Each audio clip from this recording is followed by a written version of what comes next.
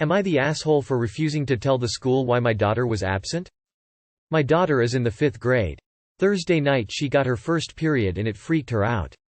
She was sad she was getting older. She was up all night. Likely dealing with a lot of unfamiliar hormones.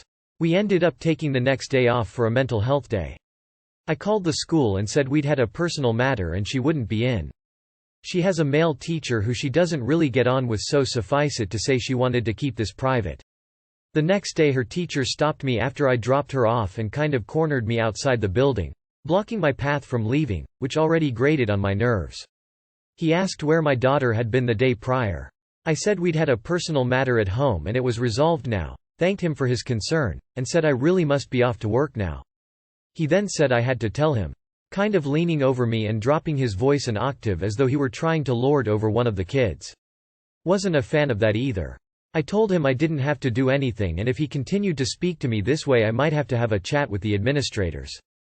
He said if I didn't tell him then it would be an unexcused absence. You need something like 5 of those for it to matter, and this would be my daughter's first, so I shrugged my shoulders.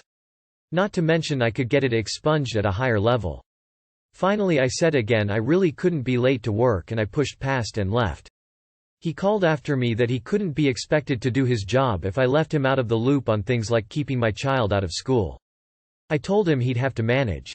When I got to the car I vented all this to my husband, who felt maybe I'd been a bit too brash and that the teacher was coming from a place of genuine concern for my daughter. I now feel a bit badly and as though maybe I jumped to conclusions stonewalling him the way I did. Am I the asshole? Not the asshole. I would also have a serious and open conversation with your daughter about why she doesn't like this teacher. His behavior is nothing but red flags, and the fact that he had no issue with cornering an adult woman, feeding her lies, and using manipulative and intimidating tactics is alarming. I'm very concerned about his behavior with children. Not the asshole, however I'd be a bit concerned he won't try similar intimidating tactics on your daughter during school, since you wouldn't give him a satisfactory answer. I'd also mention this interaction to the school as again if he feels that's appropriate with parents, then how is he acting with the kids under his duty of care? Not the asshole. I've worked as a teacher, and his actions towards you are literally disturbing. You do not have to tell him anything, and his body language was outright aggressive. I'm a guy, and him blocking you, leaning over you and lowering his voice is straight out of Bullying Tactics 101. I'd bet anything that he only does it to women and would never do this to a man. Report him immediately, because this won't be the first time he's done something like this, but it should be the last. No one who bullies people should be working in the school system. Ah hell nah. Not the asshole. Report that man to administration. His actions were creepy AF. Damn near predatory on both you and your daughter. Not the asshole. The teacher wasn't the least bit concerned about your daughter. He was on a power trip. Why your daughter was absent is none of his business. Make sure he is not bullying your daughter to get the info from her. Not the asshole. If he's willing to act this way with you, I can imagine how he treats the kids. This is completely unacceptable behavior. Report him to the administrators. Would I be the asshole if I pressed charges on a teenager for destroying my property?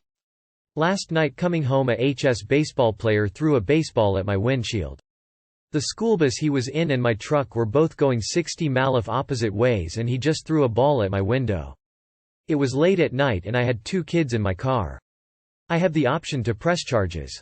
I want to because I had my children with me and it could have been a lot worse, but at the same time I was a kid that did dumb stuff too.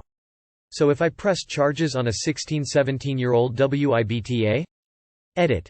I've decided to press charges. Thank you for everyone's feedback on this.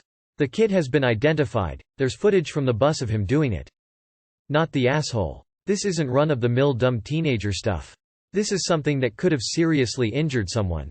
Press charges. Kids thought throwing bricks, rocks at cars off an overpass was harmless until someone died. You have the ability to stop that from possibly happening in the future to someone else. Press charges. Not the asshole. Not the asshole. Please, please, please, if you know who this kid is, do not let this just go. ... Not the asshole. Press charges 100%. That's stupid and reckless and could have ended all of your lives that night. Not the asshole. Press charges. This teenager needs to learn there are serious consequences to reckless, possible deadly actions. Not the asshole. Press charges. A 16-year-old should know better, and bloody well needs to learn the lesson before they kill someone. Am I the asshole for taking my daughter to get her hair cut when I knew it would upset my wife? Me, 29M, and my wife, 30F, have a little girl, 8F, who I'll be calling Anna. Now, Anna has very thick, blonde and curly hair that my wife adores. Ever since she was a toddler, she'd spend hours doing her hair every day, braiding it, straightening it and styling it in all sorts of ways. Our bathroom cabinets are always filled to the brim with a bunch of hair lotions, oils, creams and other fancy products I don't even know the names of. So I think it's more than fair to say that my wife's a bit obsessed with the whole hair thing. Anna, however, has never been too fond of getting her hair done, or of anything that involves having to sit still for more than a few minutes. Before she got it cut, her hair used to reach past her waist. And while it looked lovely, she hated getting it brushed and every morning used to be a screaming fest between her and my wife. Lately, she'd been begging for a shorter haircut. My wife ignored her whenever the topic was brought up in hopes that she'd forget about it, but none of that ended up happening. I think Anna realized she was getting nowhere with her mom, because she started asking me to take her instead. I was reluctant to at first because I didn't know how my wife would react. But I agreed when I saw just how excited the kid was over something as simple as a haircut. So yesterday I drove her to the hairdresser, where she got to flip through a lot of magazines and pick a picture of a haircut. And when she chose a really short clipper cut, I knew I was gonna be in deep shit with my wife. At that point though, there was no turning back. I mean, what could I have really done? Told her that no, she can't get the haircut she was so over the moon about, all because her mom wouldn't like it. I couldn't do that. So we went ahead with the haircut, and by the end of it Anna couldn't stop smiling. She went around the salon showing it off to everyone and even asked me to take a bunch of pictures even though she normally hates having pictures taken of her. We did get one rude comment from an older woman at the salon, something along the lines of, "You can't even tell if she's a boy or a girl now." But Anna was way too excited about her hair to notice, and if she did notice she didn't care. When my wife got home from work that day though, things quickly took a turn for the worse. She refused to even look at Anna, locked herself in her room and cried, then got in the car and drove off. It's been a day now and she's still not back. It's honestly starting to worry me. I knew she wouldn't react well to the haircut, but I wasn't expecting her to take it this badly. The kid's upset too, and no matter how much I reassure her she still thinks she's in trouble for getting her haircut. Am I the asshole? I realize how attached my wife was to Anna's hair, but at the end of the day I still think it's just hair. The kid's old enough to decide these things for herself and she was really happy with the haircut, so I don't think I did something wrong here. Not the asshole, but crying, locking herself away, and driving off are not normal responses, even for someone who is really upset. Is something else going on with your wife? Is your wife a freaking Mother Gothel from Tangled? Does she love the child or does she love the hair FFS? Not the asshole, a kid has their right to choose what's being done with their body. Not the asshole for taking her. She's 8 and she should have a say in how she wears her hair. But YTA for doing it behind your wife's back. By the way, your wife needs to seek professional help if this is how she reacts to a haircut.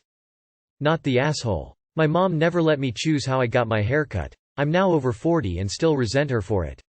It's just hair. Your wife is being way over dramatic. Not the asshole, you're a good parent for listening to your kid. You need to talk to your wife though, because her reaction to a haircut is not healthy behavior. Not the asshole. It was either you took her to get it cut or she got in the drawer and used the scissors. Am I the asshole for cutting my partner's family because they AirTag my car without my knowledge? So my partner is currently deployed, so it's just me and our baby. I decided to do a 12-ish hour road trip, just my baby and I, and my partner supported my decision. I had an argument with my partner's sister the night before I left, who was very against me going and even insisted that I leave my child with them. I was not comfortable with that decision and could not understand why going on a road trip was terrible. She even made comment like how she's going to talk to my partner, her brother, even though me and him have already discussed this road trip. I thought we ended on a good note since we all ate together and they were so kind to my face.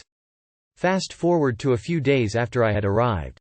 I was with a friend who got a notification stating her location could be seen by the owner of the AirTag. AirTags are tracking devices people used for keys.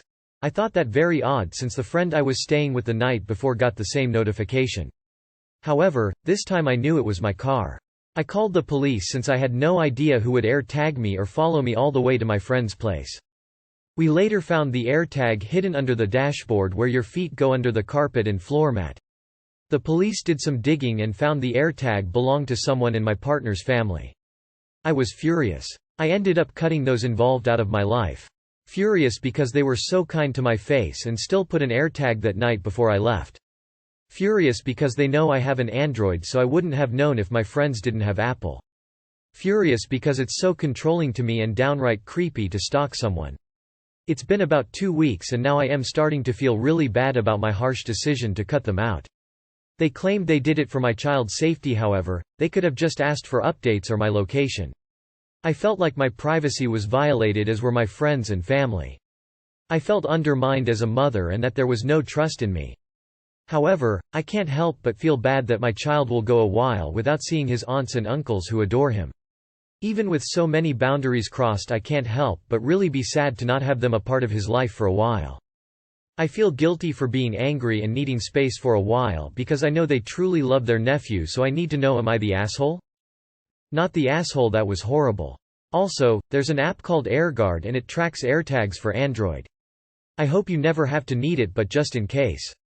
Not the asshole. AirTags being used in this manner is behavior that is consistent with creeps, not with people who are concerned for your safety.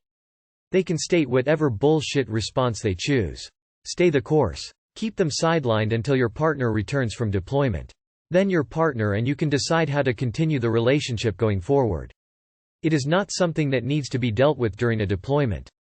Not the asshole. They violated the relationship. They violated your privacy. And honestly, they made you feel unsafe.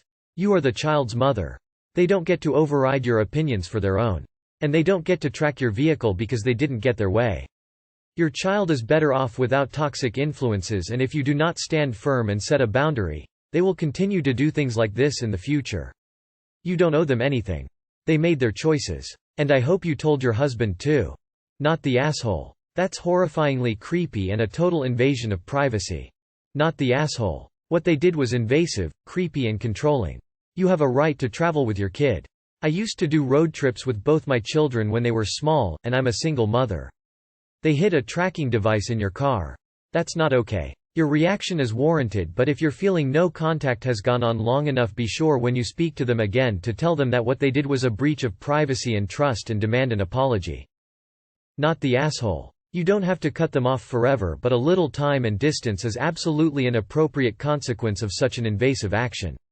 They were thoroughly out of line, and if you choose to allow them back, there have to be reasonable boundaries. They also need to understand clearly that what they did was wrong. If they don't deserve to be in your life. What does your partner have to say?